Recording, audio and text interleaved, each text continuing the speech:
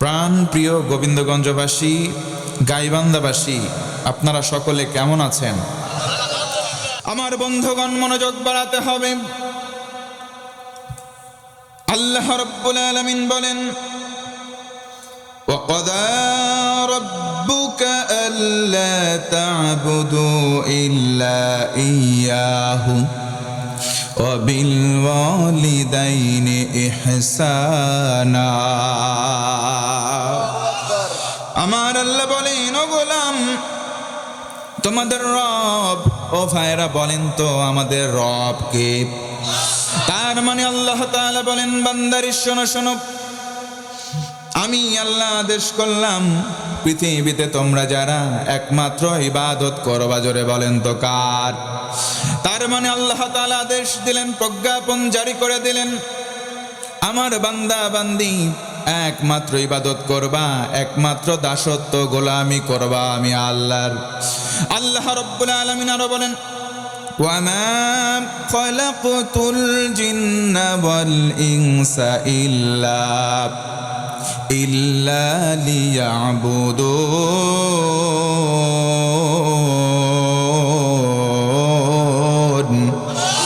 আমার আল্লাহ বলেন, ও গোলাম, তোমাদেরকে এমনি এমনি আমি সৃষ্টি করি নাই। কেন সৃষ্টি করলাম? আমি আল্লাহর দাসত্ব করবা, আমি আল্লাহর গোলামি করবা, কোন ইনশা। কারণ কি, আমরা দাসত্ব না করে কোথায় যাব? আমরা একদিন মৃত ছিলাম, আমাদের কোনো নাম, আমাদের কোনো গন্ধ, আমাদের কোনো অস্তিত্ব ছিল না। আল্লাহ রাব্বুল আলামিন বলেন, হাল আতা আলাল ইনসানি হিনুম মিনাদ দাহরি লাম ইয়াকুন শাইআম মাযকুরা। আমার আল্লাহ বলেন, গোলাম তোমরা শুনে নাও, পৃথিবীতে তোমার কোনো নাম নাই, তোমার কোনো গন্ধ নাই, তোমার কোনো অস্তিত্ব কিছুই ছিল না। আমি আল্লাহ রব্বুল আলামিন মেহেরবানি করে তোমার নাম দিলাম আশরাফুল মাখলুকাত। পড়েন সুবহানাল্লাহ। আল্লাহ রব্বুল আলামিন এই জন্য বলেন, গোলাম পৃথিবীতে পিতামাতা দিলাম, পিতামাতাকে তোমরা সেবা করবা, শুশ্রূষা করবা, আমি আল্লাহর ইবাদতের পরপর। কোন সুবহানাল্লাহ। ইহসানের ব্যাখ্যা করতে গিয়ে ও মুসলমান অনেকগুলো অর্থ হয়। ইহসান করতে হবে পিতামাতার সঙ্গে তিন ভাবে, জোরে বলেন কয় ভাবে? আল্লাহ রাব্বুল আলামিন সুন্দর করে বলেন, ওয়াবিল ওয়ালিদাইনি ইহসানা ওয়াদিল কুরবা। শুধুমাত্র ইহসান করবা বাবা মায়ের সঙ্গে না, তুমি তোমার বাবা মায়ের সঙ্গে ইহসান করবা, নম্র ভদ্র আচরণ করবা, পাশাপাশি তোমার যারা করবা তারা তোমরা আত্মীয় স্বজন আছে, প্রতিবেশী আছে, তোমার আশেপাশে যারা ভাই ব্রাদার আছে তাদের সঙ্গেও তোমরা মহৎ আচরণ দিবা।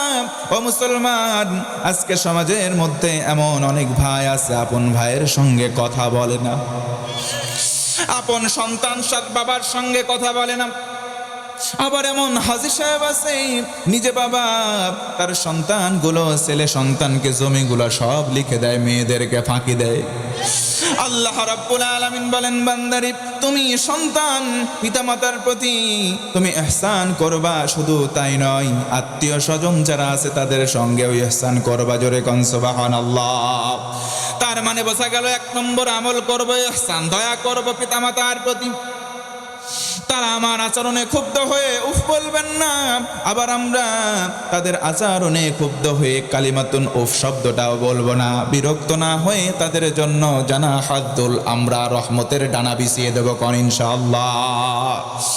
আল্লাহ রাব্বুল আলামিন পৃথিবীতে সন্তানদেরকে দুই নম্বর আদেশ দিলেন, আনুগত্য করবা, খেদমত করবা। পৃথিবীতে একমাত্র যদি খেদমতের দাবিদার প্রধান হয়, প্রাধান্য পেয়ে কেউ যদি থাকে তার বাপ আর মা। জোরে বলেন তো বাপ মা আমাদের অনেকের আছে না নাই? অনেকের বাপ মা বুড়া হয়, সন্তান বলে বুড়া, বেশি ভগর ভগর করো কেন, দূরে যাইতে পারো না। ওইগুলো সন্তান হতে পারে না, ওইগুলো সব কুলাঙ্গার, বাংলা ভাষায় হলো ওরা শয়তান। কারণ কি, আমার নবীজি বলেন, আমার উম্মতেরা শুনে নাও, তোমাদের পিতামাতা, ও মুসলমান, পিতামাতার মধ্যে পিতার কথা বলে নবীজি মাতার কথাও বলেছেন, অগ্রাধিকার দিয়েছেন। আল জান্নাতু তাহতা আকদামিল উম্মাহাত, মায়েদের পায়ের তলে দেখি অনেকের জুতা থাকে, অনেকের ধুলা থাকে, অনেকের কাদা বালু থাকে, কিন্তু আমার নবীজি আমার বলেন, উম্মত, আল্লাহ রাব্বুল আলামিন মা নামক নিয়ামত দিলেন, ওই মায়ের পায়ের নিচে জুতা নয়, মাটি নয়, কোনো ধুলা বালি কাদা নয়, মায়ের পায়ের নিচে সন্তানের জন্য জান্নাত। এই জন্য মুসলমান বন্ধুগণ আমার, পিতামাতার সঙ্গে ইহসান, তাদের কথাগুলোও শুনবো, তাদের কথা মতো আমাদের জীবন পরিচালনা করব। জোরে বলেন ইনশাআল্লাহ। পিতামাতার অবাধ্য সন্তান দু একটা আছে না নাই? পিতামাতার কথাগুলো শোনে না। অনেক সময় বিয়ে দেওয়ার পর সন্তান বউয়ের আঁচল ধরে শুধু চলে, বউ যা বলে ওই বাচ্চা তাই করে। কথা বলেন, এই সমাজে আছে না নাই? ওইগুলারে পুরুষ বললে গোনা হবে। তুমি তোমার বউয়ের জন্য সাময়িক একটু আনন্দের জন্য তোমার যৌবনকালে মজা দেয়, এই কারণে তোমার বউয়ের জন্য নিজের আপন শেকড়, নিজের নারীকে, নিজের শেকড়কে তুমি অস্বীকার করতে পারো না। তুমি কুলাঙ্গার। কথা বলেন ঠিক কিনা?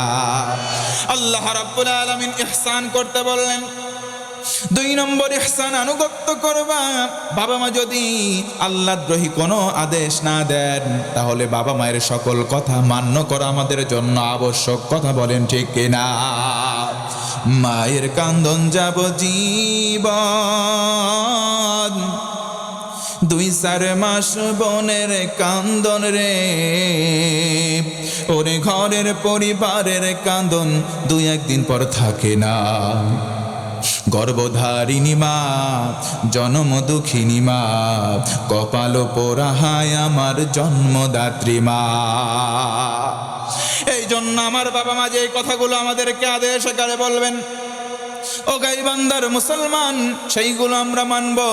কারণ আল্লাহ রব্বুল আলামিন কযা শব্দ ব্যবহার করে বললেন, আমি আল্লাহ রায় দিয়ে দিলাম, সিদ্ধান্ত দিয়ে দিলাম।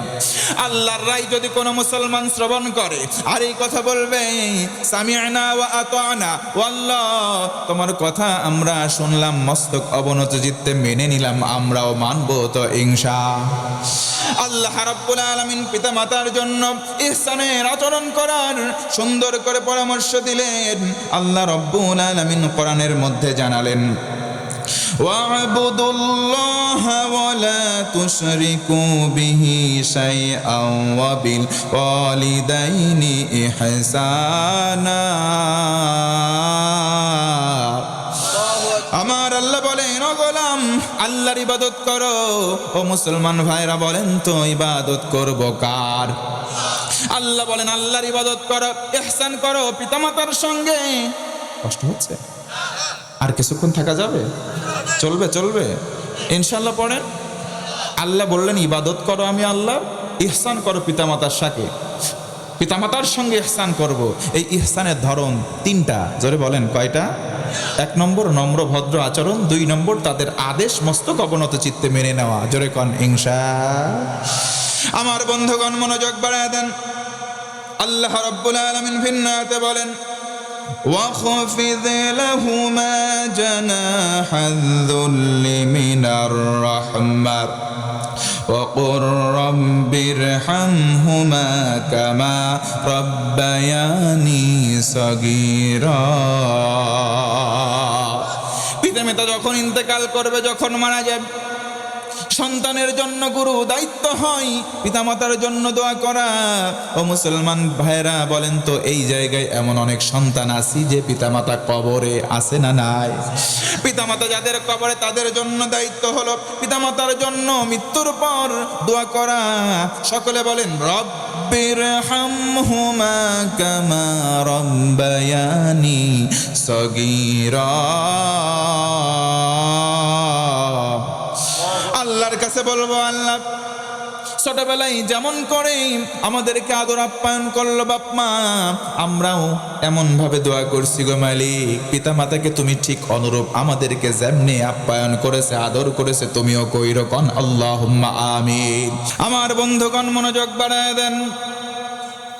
সন্তানের জন্য দায়িত্ব পিতা মাতার প্রতি একটা দুইটা করতে করতে সর্বমোট কয়টা? জোরে বলেন কয়টা?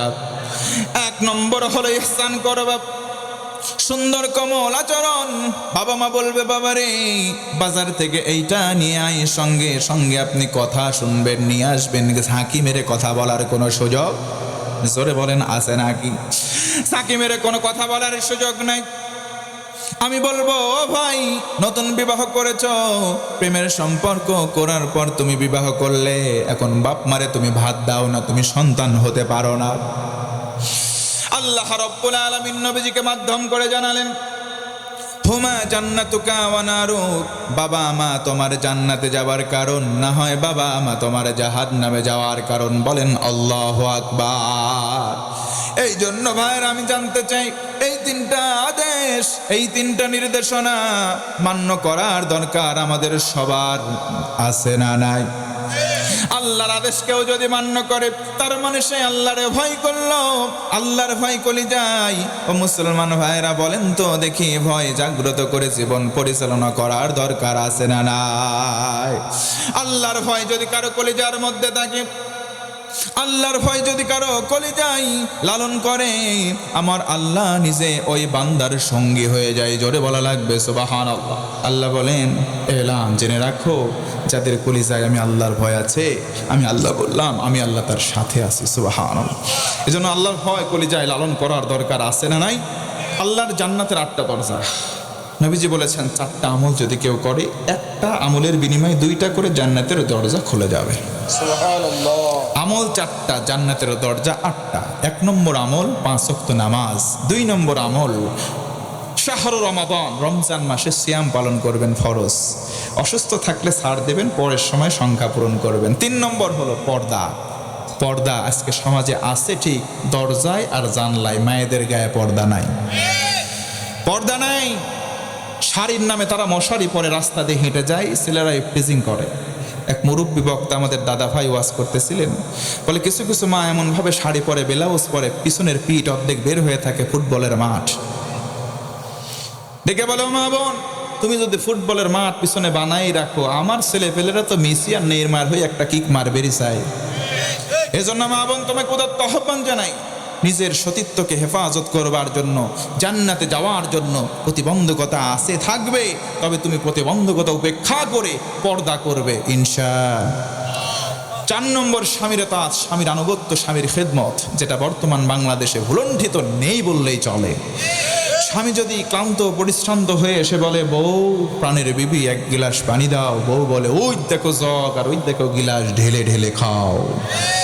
শুধু ঢেলে খাওয়া তা নয়, আমাকেও ঢেলে দাও। যদি বলেন এটা কোনো কথা হইল, কয় বেশি কথা কবা না, কথা কবা তো বাপের বাড়ি গেলাম।